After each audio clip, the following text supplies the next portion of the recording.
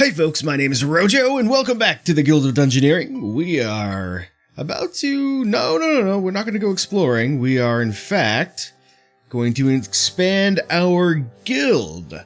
We've got the gold, so I think... Let's see, I was going to choose a character, and I kind of, didn't. I was going to decide which one off screen. The Bruiser is very strong. Particularly in the next few missions, well, the next potential few missions anyway. I can't say about later in the game, but he's really good. Or he or she, I suppose. Mime is interesting, Apprentice is interesting. I'm gonna get a cat burglar though, just cause it's kind of silly. And I just wanna feel like being a little silly, so hopefully this doesn't bite us in the ass too much. But yeah, we got our hidden den here. We're gonna pop that down over by the chump, I guess. Up until now, we've all had some fun, and you could say you've come very far.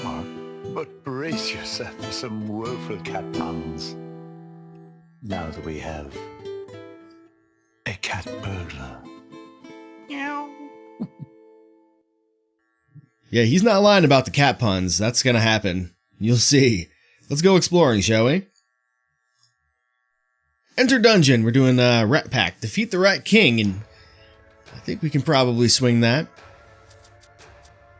Didn't rename my cat burglar Squeak. I forgot, but that's okay. Kamala's a fine name.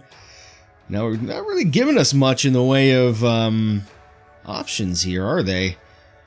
Not really at all. I guess what happens if we put a fountain here? It's gonna be good? No, it's gonna be bad. A fountain of combustion. That's terrible, actually. Nonetheless, we don't really have anywhere else that we can go, so we're gonna get that fountain one way or the other. Still, we'll get to fight the nasty rat first. I got a bad feeling. Oh, God. Why did I pick the cat burglar? Those puns are terrible. But I appreciate it. So the interesting thing about the cat burglar is, for example, they have these catnip cards, which allow them to do sort of a delayed damage. So what this does is, as it says, it gives us +1 physical damage next time we deal physical damage. So if we play this card, we're going to take a hit from the rat there. Nothing's going to happen. But now when we throw a cat at them, we're going to deal 3 damage instead of 2. Now that may not seem like it's all that useful, and normally you would be correct. But I'm going to play this catnip card, actually, because they're going to make us discard. And also they have some fast cards, but there are some enemies in the game which we will fight, which when they take a certain amount of damage in a turn, they take additional damage, so it can be useful for that. It could also be useful for potentially getting through enemies' defenses. What are we thinking here? We're going to be taking probably mostly physical damage, and we have some decent damage cards now, so I feel a little bit better about the wooden board. I promise you, the wooden board is good. Have faith. However, with that burn going on, we may still have a bit of a rough time. We're gonna find another nasty rat, I think. We're gonna start building our... shoot, I should have put the nasty rat up here. Could have gotten a little bit further along here. Yes. No. I'm gonna take a... I don't think it really matters where we put this. Let me take a look up here. We do want to kill this guy here. As if we look at the Rat King, he's got the leader trait, which gives him +1 HP for each surrounding minion. So we must kill this rat. Absolutely. I guess I'm gonna take a little bit of a more roundabout path. We're gonna go through this way, I guess. Now then, another nasty rat, but this time everybody's on fire because we have this burn trait from the fountain. Gives both of us burn, which means, as it says, we're all going to take 1 damage per round. He's got a neurotoxin us right off the bat, too. What a dickhead. I'm going to get my throw cat out, so I have a stronger advantage here, I think. And that should pretty much seal the deal for us, because he doesn't have a ton of damage. In fact, Scratch will get the win. Now the burn card only lasts for 1 battle, so we don't need to sweat it too much. Another wooden board. And, you'll notice we're getting 4 cards to choose from. That's because the cat burglar, each of the classes that you unlock, aside from the chump, I believe anyway, has sort of a specific trait that they start with, and the cat burglar has covetous, which gives him the opportunity, or her I suppose, I think it's a her in this case, gives her the opportunity to get an extra loot card anytime you win a fight. So this Rekindle seems pretty good. Give us a little bit of extra HP. Shift is pretty good. Holy Seal is pretty good. Let's just get a Pigeon Nest. That'll be our hat. Looking quite dapper at the moment. Okay, let's think about this. Those bats are assholes. Gnoll is something that we could possibly take down, though. The problem with the like the main challenge that the cat burglar is going to face is that, one, they don't have any magic damage, I believe, and two, they don't really have any block cards either. So that's why the wooden board is extremely useful for this class. I'm actually thinking maybe we'll just go straight up. Now that I think about it. Oh no, I didn't realize there's a fountain there. Decay is bad. Oh no, it's stupidity. I thought it was a fountain of decay. My mistake. Can we not? No, I guess we can't. Oh, because there's no. Yeah, there's no room there. Fair enough. We may be able to avoid this fountain, but not if we don't get some gold, I think. So the gnolls gonna headbutt us. Yeah, I don't know if we fought gnolls before, but they tend to have a lot of these. But they also have the Fury trait. So all physical attacks deal +1 damage once they're at half HP or less. At half HP or less. That's potentially going to be a problem. So what we can do actually is we can save up some catnips, because I believe these will stack. We can actually even get a repel in there if we need to. Yeah, that neurotoxin we can't allow. I'm going to block that. Hate to use the repel card on that, but there we go. So he's got an anger card. And now if we go after him, we're going to do a ton of damage here. In fact, we're going to kill him. So that's sort of the power, like the cat burglar is fairly good against enemies with Fury because of his ability to, or her ability to save damage cards. Wouldn't hurt to get a little bit of magic damage. Ooh, this club actually is really good for us. I think I'm going to pick this up. That restore card could be a game winner for us. Okay, what do we think? We got a massive gem here. What I would like to do with this massive gem is to put it here. And what that's going to do is draw us over to the left there so we can hopefully avoid this fountain ultimately. And then I think that'll do it. I could put a Ratman here, I guess, or another Gnoll. I don't think it matters. Get us a little bit more high-level loot, potentially, before we go fight the boss.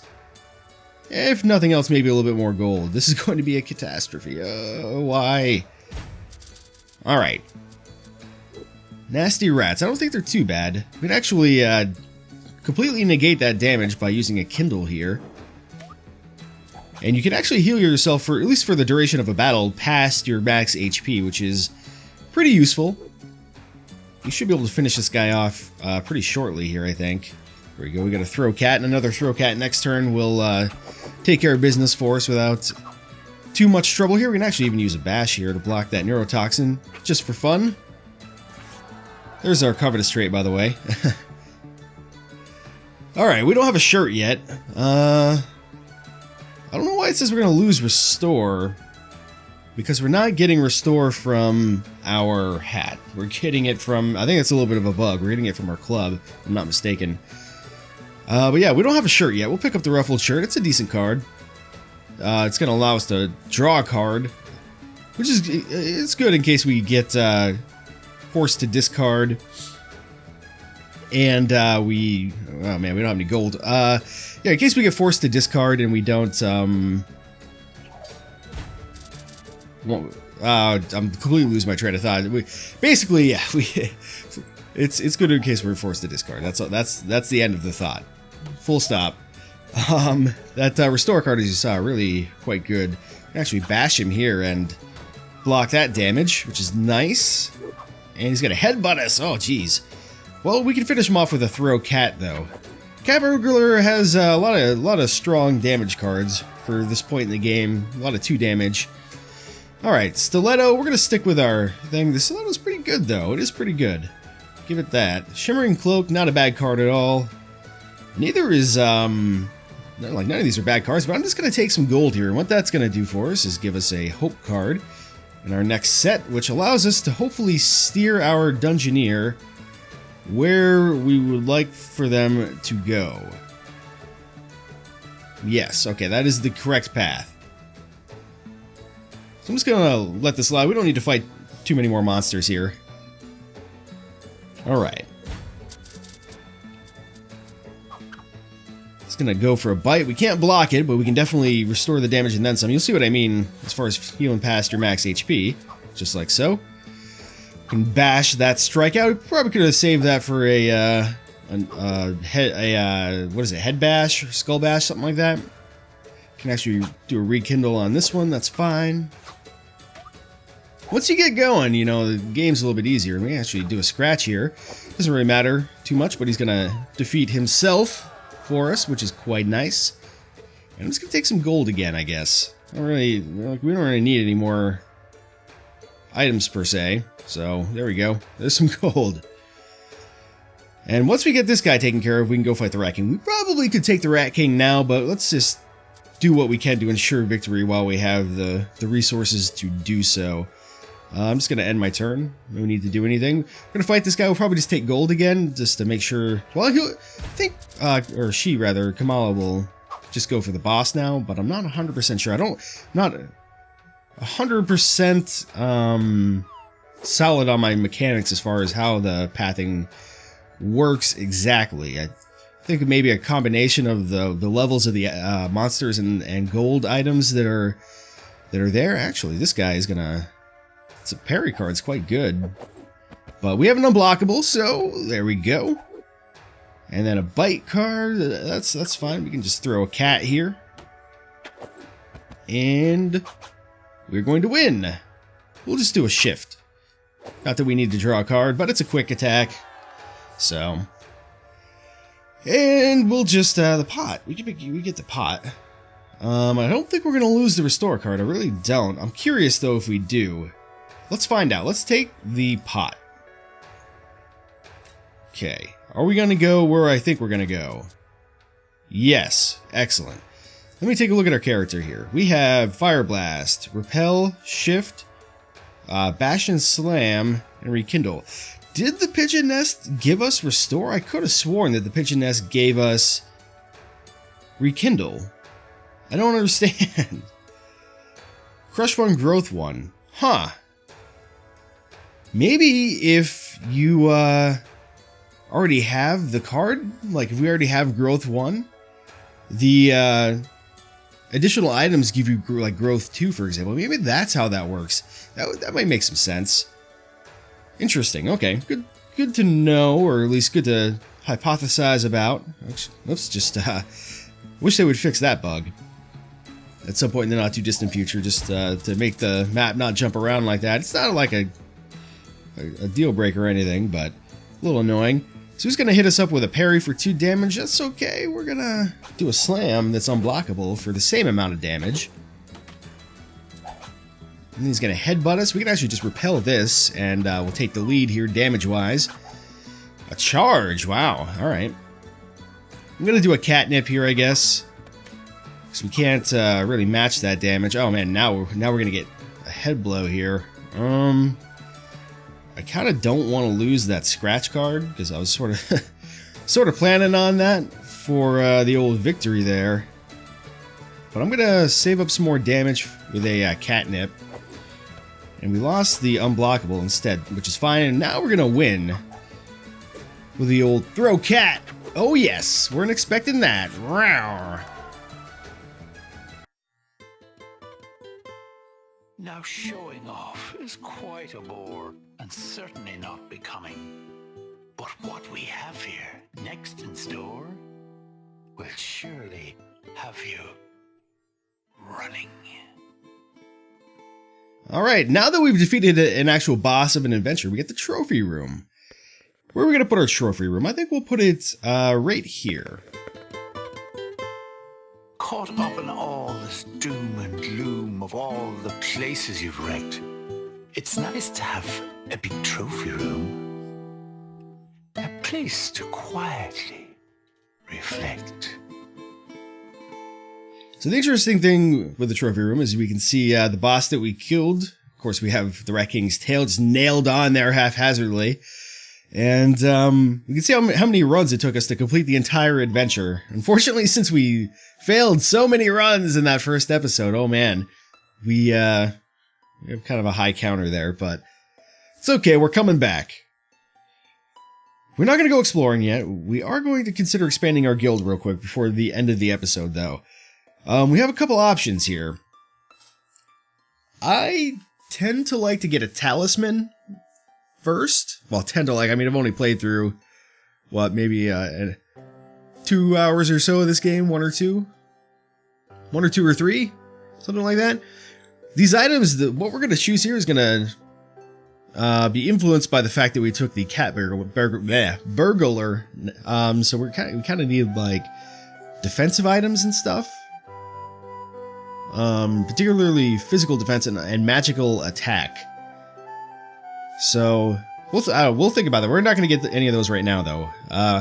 Instead, Trickster's Favor. Oh man, we could get like 5 items for the first 2 fights, which is useless to us, I think. No, that's not useless. That's not fair, but the Warrior Spirit could be good for the Cat Burglar. Basically, these just kind of allow you to get an early advantage so you don't immediately die.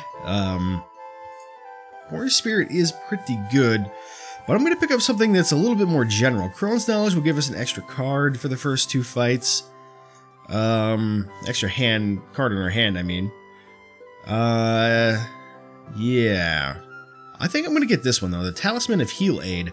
Hug in a Bottle. First, 1 HP for the first 2 fights. I think this one is the most generally useful, because we'll get some other classes, and the Warrior Spirit is a good card for this guy.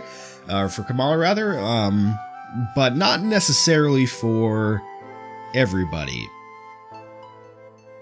Although it could have some strategic uses depending on other classes, I suppose. But yeah, let's get this Hug in the Bottle. This doesn't actually build a room or anything; just gives us a blessing we can use next time. And I think with that, we're good for this episode.